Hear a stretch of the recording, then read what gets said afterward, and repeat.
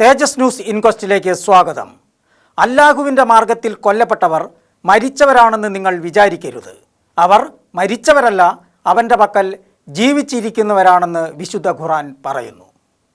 സർവ്വതും സമർപ്പിച്ചുള്ള പ്രാർത്ഥനയിൽ മുഴുകി നിൽക്കെ ന്യൂസിലൻഡിലെ 2 മസ്ജിദുകളിൽ വെടിയേറ്റ് വീണവർ മരണം അനുഭവിക്കാതെ ഒരു മുറിയിൽ നിന്ന് മറ്റൊരു മുറിയിലേക്കെന്ന പോലെ സ്വർഗകവാടം കടന്നു പോയിട്ടുണ്ടാവും എന്നൊരു വിശ്വാസി ആശ്വസിച്ചാൽ അത് തെറ്റാവില്ല.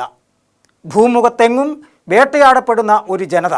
അവർ രക്തസാക്ഷികളുടെ ത്യാഗസ്മരണയിൽ ഉയർത്തെഴുന്നേൽക്കുന്നതിന് ലോകം ഇപ്പോൾ സാക്ഷിയാവുകയാണ്.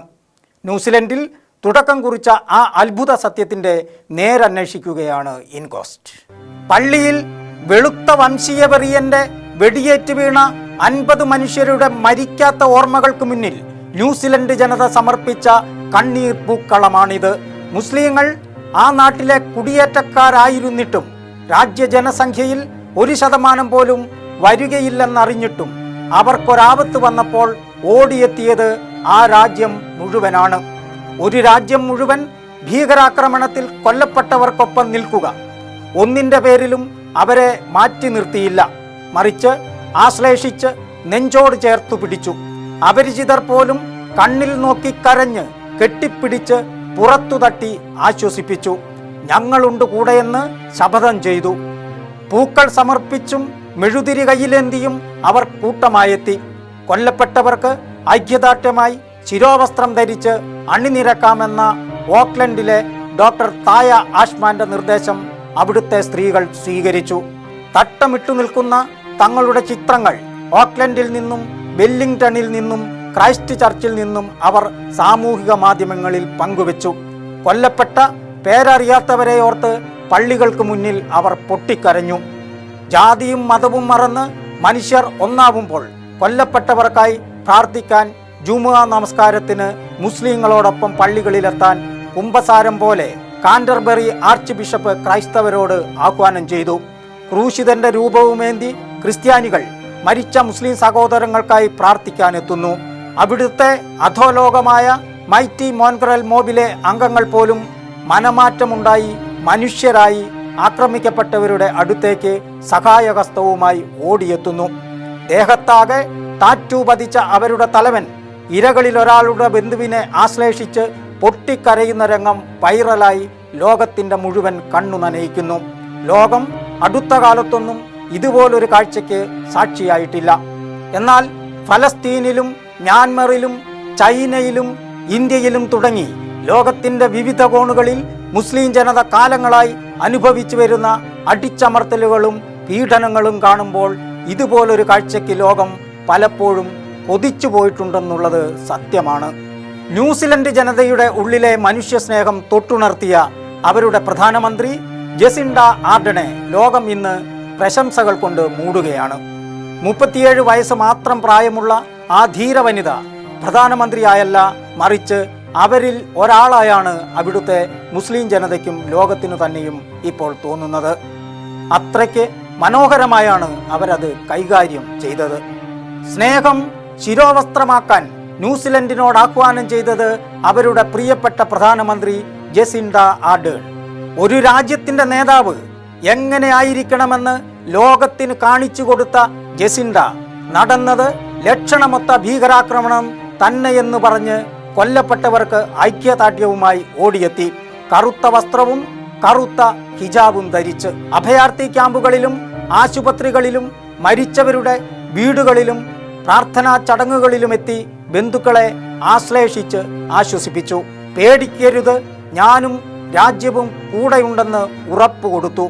പ്രത്യേക പാർലമെന്റ് സമ്മേളനത്തിൽ അവർ പ്രസംഗം തുടങ്ങിയതു തന്നെ അസ്സലാമു അലൈക്കും എന്ന് പറഞ്ഞുകൊണ്ടായിരുന്നു. Assalamu alaikum. On a quiet Friday afternoon, a man stormed into a place of peaceful worship and took away the lives of 50 people. That quiet Friday afternoon has become our darkest of days. സംഭവം നടന്നയുടൻ ഏറ്റവും ഉയർന്ന സ്ഥാനത്തിരിക്കുന്ന വനിതാ police ഓഫീസറെ സംഭവസ്ഥലത്തേക്ക് പറഞ്ഞുവിട്ടു. നൈല ഹസൻ എന്ന ആ police officer ആക്രമിക്കപ്പെട്ടവരുടെ ബന്ധുക്കൾക്ക് മുന്നിൽ ഞാൻ ഒരു മുസ്ലിം ആയതിൽ അഭിമാനിക്കുന്നു എന്ന് പറഞ്ഞ് അല്ലാഹുവിനെ പ്രകീർത്തിച്ച് വിതുമ്പിക്കരഞ്ഞത് ലോകത്തിന്റെ കണ്ണുകളും നനയിച്ചു. Assalamu alaikum wa rahmatullahi wa barakatuhu. Peace and blessings be upon you. Alhamdulillah, alhamdulillah. As a Muslim and as a leader in the New Zealand Police, I am horrified. ശിരോവസ്ത്രം ധരിച്ച് തോക്കേന്തിയ നെയിം ബോർഡിൽ റോസാപ്പൂ കുത്തിയ ആ നാട്ടിലെ വനിതാ പോലീസുകാരും മരിച്ചവർക്ക് ഐക്യദാർഢ്യം പ്രഖ്യാപിച്ച് സ്നേഹത്തിന്റെ യൂണിഫോം എന്തെന്ന് ലോകത്തിന് കാണിച്ചു കൊടുത്തു. ബ്ലാങ്ക് പേജിൽ പത്രം പ്രസിദ്ധീകരിച്ചും BR1 ഹാഷ്ടാഗ് ട്രെൻഡ് ചെയ്തും രാജ്യം ഒറ്റക്കെട്ടായി. ദേശീയ ടെലിവിഷൻ ചാനലുകളിലും റേഡിയോയിലും മരിച്ചവർക്കുള്ള ആദരസൂചകമായി ജുമുഅ ബാങ്കുലി മുഴങ്ങി. ന്യൂസിലൻഡിനപ്പുറം വിവിധ രാജ്യങ്ങളിലും മരിച്ചവർക്കായി ഐക്യദാർഢ്യം പ്രഖ്യാപിച്ച് ജനം തെരുവിലിറങ്ങി. ബുർജ് ഖലീഫയിൽ ന്യൂസിലൻഡ് പ്രധാനമന്ത്രിയുടെ ചിത്രം തെളിയിച്ച് UAE ആദരം പ്രകടിപ്പിച്ചു. ജസീണ്ടയെ പോലൊരു നേതാവിനെ US-ഉം അർഹിക്കുന്നുണ്ടെന്ന് ന്യൂയോർക്ക് ടൈംസ് എഴുതി. ന്യൂസിലൻഡിലെ ദി പ്രസ് ദിനപത്രം സമാധാനം എന്നർത്ഥം വരുന്ന സലാം എന്ന വാചകം മുഖപേജിൽ തന്നെ കൊടുത്തു. ആക്രമിക്കപ്പെട്ട സമുദായത്തിന് എന്തെങ്കിലും സഹായം ആവശ്യമുണ്ടോ എന്ന് ചോദിച്ച അമേരിക്കൻ പ്രസിഡന്റ് ഡൊണാൾഡ് ട്രംപിന് ഒന്നും വേണ്ട, ലോകത്താകമാനമുള്ള മുസ്ലിം സമൂഹത്തോട് അല്പം കൂടി കാരുണ്യവും സ്നേഹവും കാണിച്ചാൽ മാത്രം മതിയെന്ന് ചെകിടത്തടിക്കും പോലുള്ള മറുപടി ജസീണ്ട നൽകി. ന്യൂസിലൻഡിലെ രക്തച്ചൊരിച്ചിലിന് കാരണം കുടിയേറ്റക്കാരായ മുസ്ലിങ്ങളാണെന്ന് പറഞ്ഞ ആസ്ട്രേലിയൻ സെനറ്റർ ഫ്രേസർ ആനിങ്ങിന്റെ തലയ്ക്ക് വിൽക്കോണലി എന്ന 17-കാരൻ മുട്ടയെറിഞ്ഞ് ലോകത്തിന്റെ പ്രതിഷേധം രേഖപ്പെടുത്തി. കുട്ടിയെ മർദ്ദിച്ച സെനറ്റർക്കെതിരെ നിയമ നടപടിയെടുക്കുമെന്ന് പറഞ്ഞ ആസ്ട്രേലിയൻ പ്രധാനമന്ത്രി സ്കോട്ട് മോറിസണെ ജസീണ്ട സ്വാഗതം ചെയ്തു. ഇരകളുടെയും അവരുടെ ബന്ധുക്കളുടെയും പ്രതികരണം അമ്പരപ്പോടെയാണ് ലോകം കേട്ടത്. അവർ തങ്ങൾ ആക്രമിക്കപ്പെട്ട പള്ളിയും വിശ്വാസവും പ്രാർത്ഥനകളും വിട്ട് ഓടിപ്പോവുമെന്ന് കരുതിയ വംശീയവാദികൾക്ക് തെറ്റിപ്പോയി. അക്രമശേഷം മുമ്പില്ലാത്ത വിധം മസ്ജിദുകളിൽ വിശ്വാസികളുടെ തിരക്കാണ് ന്യൂസിലൻഡിൽ. വെള്ളിയാഴ്ച മാത്രമല്ല, ഇനി എന്നും പള്ളികളിലെത്താനാണ് അവരുടെ തീരുമാനം. ആരോടുമുള്ള വെല്ലുവിളിയായല്ല, മറിച്ച് വിശ്വാസം മുറുകെ പിടിച്ച്. പ്രതിയുടെ മാതാവ് മാധ്യമങ്ങളോട് പറഞ്ഞത് നിരപരാധികളെ കൊന്നൊടുക്കിയ തന്റെ മകൻ മരണശിക്ഷ അർഹിക്കുന്നു എന്നാണ്. He deserves the death penalty for what he's done. എന്നാൽ വർഷങ്ങളായി വീൽ ചെയറിൽ ജീവിതം തള്ളി നീക്കുന്ന ഫരീദ് അഹമ്മദ് എന്ന വിശ്വാസി ലോകത്തെ തന്നെ ഞെട്ടിച്ചു കളഞ്ഞു. അദ്ദേഹം പറയുന്നു താൻ തൻ്റെ ഭാര്യയുടെ ഘാതകനോട് ക്ഷമിച്ചിരിക്കുന്നു എന്ന്. ഫരീദും ഭാര്യയും പള്ളിയിൽ ഉള്ളപ്പോഴാണ് ആക്രമണം നടന്നത്. ഫരീദിനെ രക്ഷിക്കാൻ ഓടിയെത്തിയ ഭാര്യ ആക്രമിയുടെ വെടിയേറ്റ് മരിച്ചു വീണു. ഫരീദ് അത്ഭുതകരമായി രക്ഷപ്പെട്ടു. വേദന നിറഞ്ഞ ഒരു വിശുദ്ധ ക്ഷീണമുണ്ട് ഫരീദിന്റെ മുഖത്ത് ഇപ്പോൾ. പക്ഷേ അദ്ദേഹം പറയുന്നു ആ ഘാതകൻ തന്നെ വെറുത്തിട്ടുണ്ടെങ്കിൽ, ഇപ്പോഴും വെറുക്കുന്നുണ്ടെങ്കിൽ അത് തനിക്ക് പ്രശ്നമേ അല്ലെന്ന്. എന്നെങ്കിലും ആ ഘാതകനെ കാണാൻ സാധിച്ചാൽ തൻ്റെ ഹൃദയത്തിൽ തൊട്ട് താൻ പറയും, നിങ്ങൾ എൻ്റെ ഏറ്റവും പ്രിയപ്പെട്ട മനുഷ്യ സഹോദരനാണ് എന്ന്. ഒരു പൂന്തോട്ടത്തിൽ എത്ര തരം പൂക്കളാണ് സന്തോഷത്തോടെ ഒരുമിച്ച് കഴിയുന്നത്? വ്യത്യസ്തത സൗന്ദര്യമല്ലേ? പിന്നെ നമ്മൾ പരസ്പരം പഠിപ്പിക്കാൻ ശ്രമിക്കേണ്ടതുണ്ടോ എന്ന് ചോദിക്കുമെന്ന്. If he still hates me, I don't mind. If he hates me, I don't mind. But I want to show my true heart to him, that you are still my human brother. In a garden, you have different types of flowers, but they are staying in harmony. So difference is beautiful as long as we do not hurt each other. നിങ്ങളുടെ പ്രിയപ്പെട്ടവരുടെ മരണം വൃഥാവിലാവില്ല.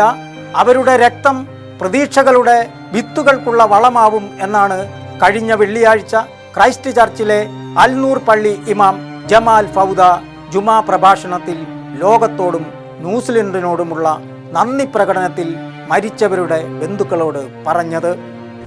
Your loved ones did not die in vain.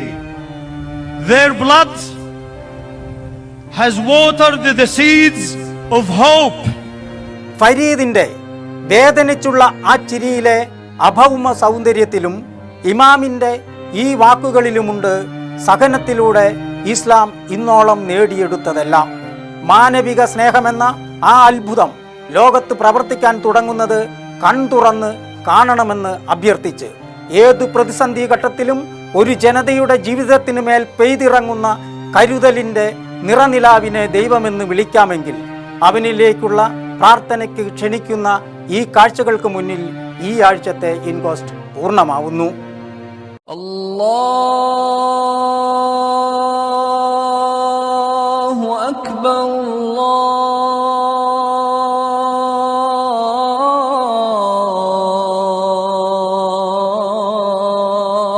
അല്ലാഹു അക്ബർ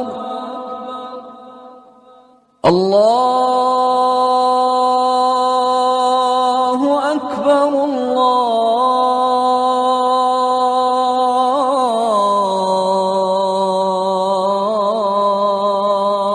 അല്ലാഹു അക്ബർ അഷ്ഹദു അൻ ലാ